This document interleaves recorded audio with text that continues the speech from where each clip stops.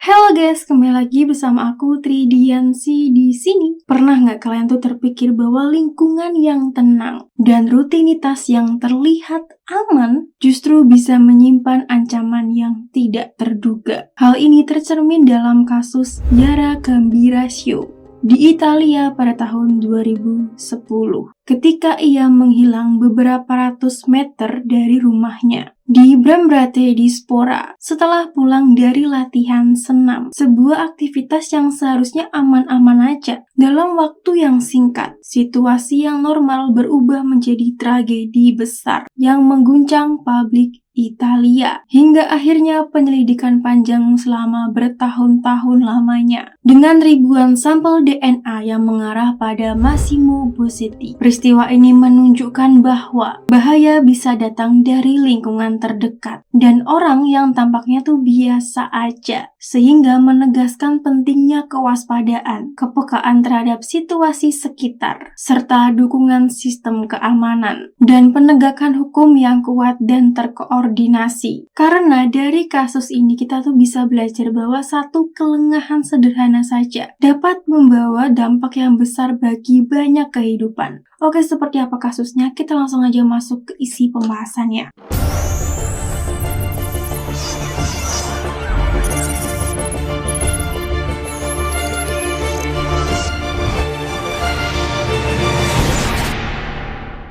Kasus pembunuhan Yara Gambirasio bermula pada hari Jumat tanggal 26 November 2010 di kota kecil di Brambrate di Sopra, wilayah Lombardi di Italia Utara, sekitar pukul 17.15 waktu setempat. Yara yang berusia 13 tahun meninggalkan rumahnya untuk pergi ke gedung olahraga yang hanya berjarak beberapa ratus meter dari rumahnya, sebuah rute yang sudah familiar baginya dan biasa dia tempuh sendirian. Saat itu dia tuh masih mengenakan jaket dan masih menggunakan penyangga kaki karena dia mengalami cedera ringan. Namun tetap bersemangat untuk mengikuti latihan senam ritmik yang menjadi kegemarannya. Tujuan kedatangannya ke gym atau gedung olahraga itu cukup sederhana, yakni mengembalikan stereo kepada pelatih, sekaligus melakukan latihan ringan menjelang penampilannya yang dijadwalkan pada hari Minggu. Sesampainya di lokasi nih, ia sempat terlihat oleh beberapa instruktur dan juga beberapa orang melakukan aktivitas biasa tanpa menunjukkan tanda-tanda yang mencurigakan. Sekitar pukul 18.44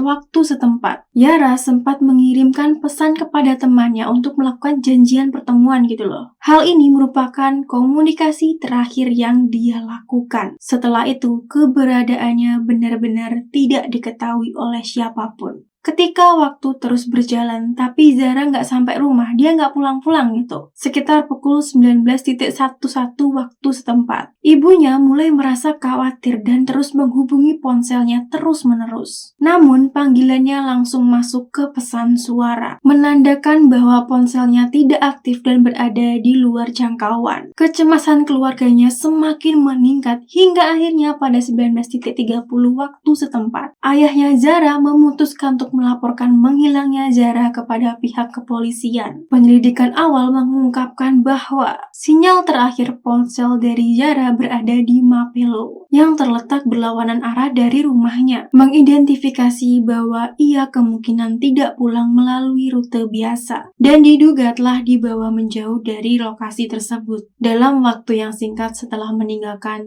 gym. Sejak malam menghilangnya Zara dan juga hari-hari berikutnya, aparat kepolisian dan juga relawan melakukan pencarian besar-besaran di sekitar Brambrate di Sopra, Mapello, hingga berbagai wilayah di Bergamo. Operasi ini melibatkan penyisiran darat secara intensif, menggunakan anjing pelacak, serta pemeriksaan di area hutan, ladang, sungai, dan juga bangunan kosong yang mungkin menjadi tempat persembunyian atau jalur perpindahan korban. Selain itu, penyidik juga melakukan pendekatan investigasi modern dengan menganalisis ribuan data komunikasi, sekitar 15.000 sinyal ponsel yang aktif di area tersebut. Pada waktu menghilangnya Zara dilacak dan dan juga dipetakan untuk mengetahui pergerakan orang-orang di sekitar sana. Sementara ratusan sambungan telepon disadap guna mencari percakapan mencurigakan yang dapat menjadi petunjuk penting. Ribuan orang, mulai dari warga lokal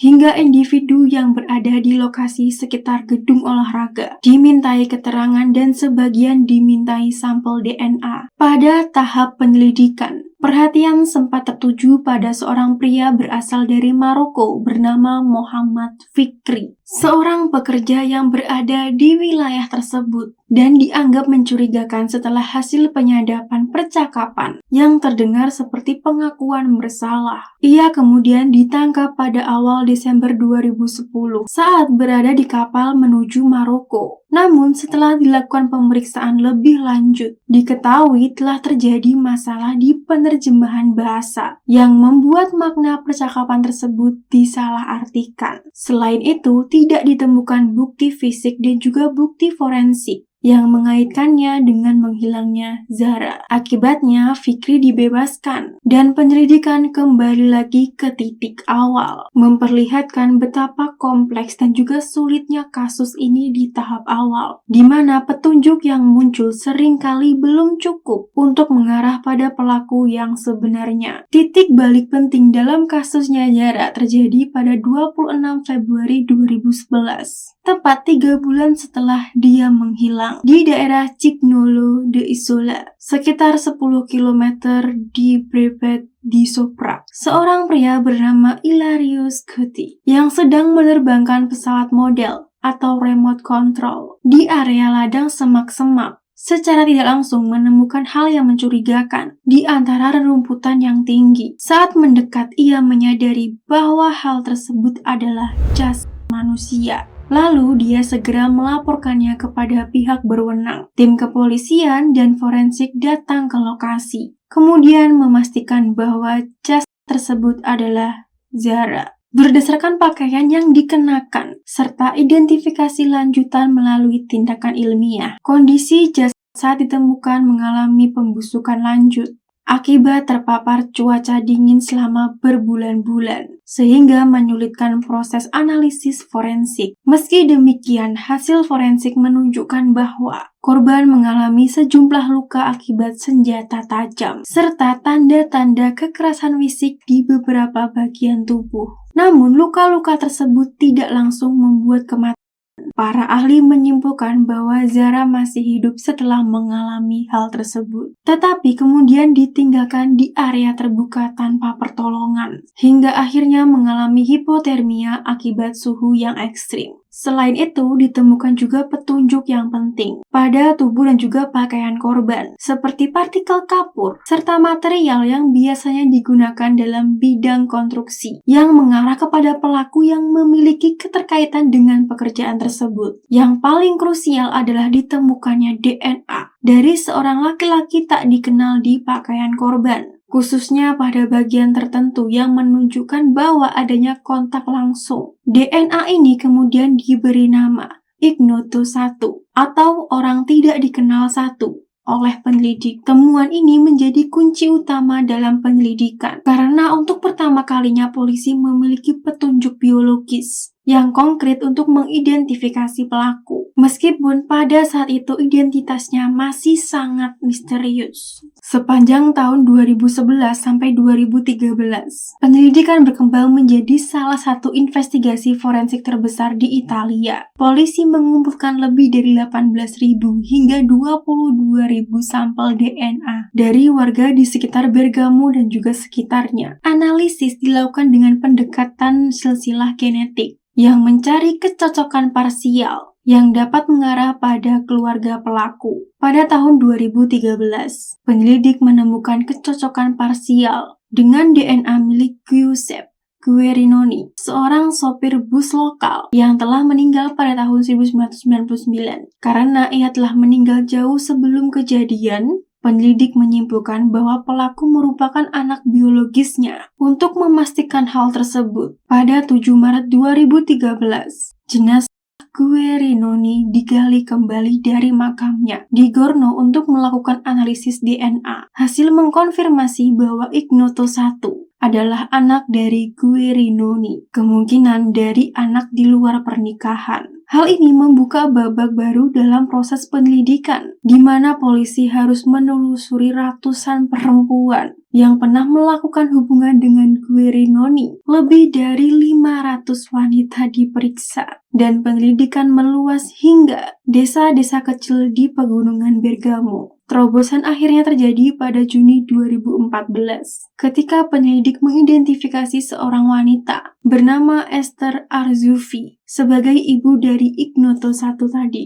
Ia diketahui pernah memiliki hubungan dengan Guerinoni di masa lalu. Dari sini penyelidikan mengarah kepada anaknya, Massimo Bossetti, seorang pekerja konstruksi yang berada di Mapello, dengan lokasi sinyal terakhir dari ponselnya Zara. Pada 15 Juni 2014, polisi melakukan operasi penyamaran dengan menghentikan Bossetti di pos pemeriksaan palsu dan mengambil sampel DNA secara diam-diam. Hasil uji menunjukkan kecocokan sempurna dengan DNA Ignoto I. Keesokan harinya, 16 Juni 2014, Bossetti resmi ditangkap oleh pihak berwenang di Bergamo. Penyelidik juga menemukan sejumlah bukti pendukung, seperti keberadaan ponselnya di sekitar lokasi, riwayat aktivitas yang mencurigakan, serta serat yang dikaitkan dengan kendaraannya. Namun, tidak ada saksi mata langsung maupun motif yang benar-benar jelas. Persidangan dimulai pada Juli 2015 di Pengadilan Bergamo dengan fokus utama bukti DNA sebagai alat pembuktian. Pada 1 Juli 2016, pengadilan menjatuhkan penjara seumur hidup bagi Bossetti, menyatakan bahwa bukti DNA sebagai bukti penting untuk membuktikan kesalahannya. Putusan ini kemudian diperkuat pada pengadilan banding di Mahkamah Agung Italia bertahun-tahun kemudian. Hingga kini Bossetti menyatakan dirinya bahwa dia tuh nggak bersalah, dan tim hukumnya terus mengajukan banding serta mempertanyakan validitas bukti DNA yang digunakan. Kasus ini menjadi kasus kriminal paling kompleks dan kontroversial di Italia karena keberhasilannya mengandalkan teknologi forensik modern, tetapi juga menuai perdebatan karena minimnya bukti non-genetik serta saksi langsung atau motif yang jelas. Oke, seperti ini aja pembahasan dari kasus ini. Pesan hidup apa yang bisa kita ambil dari kasus ini, guys?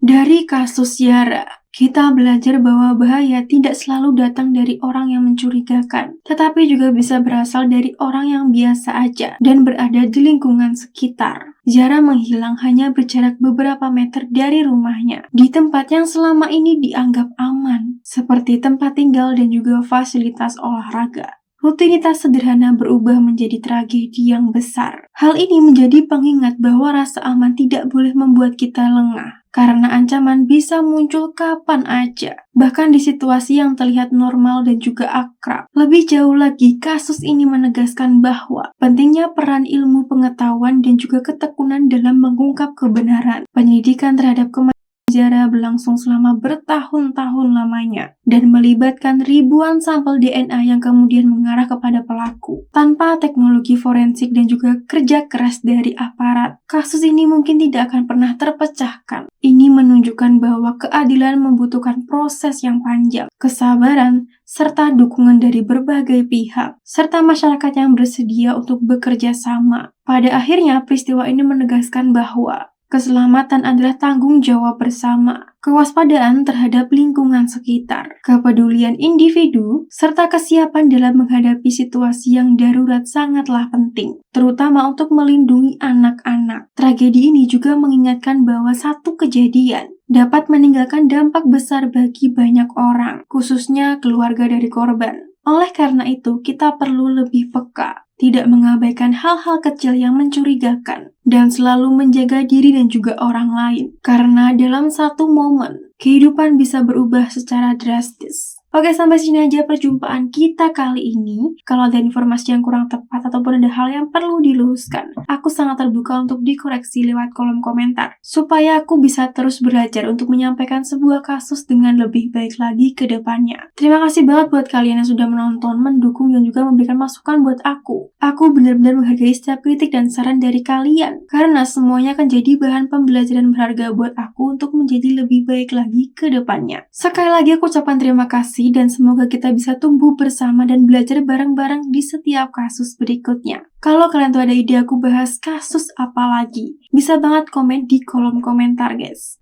Kalau aku udah salah kata mohon dimaafkan. Aku Trigensi. Bye-bye.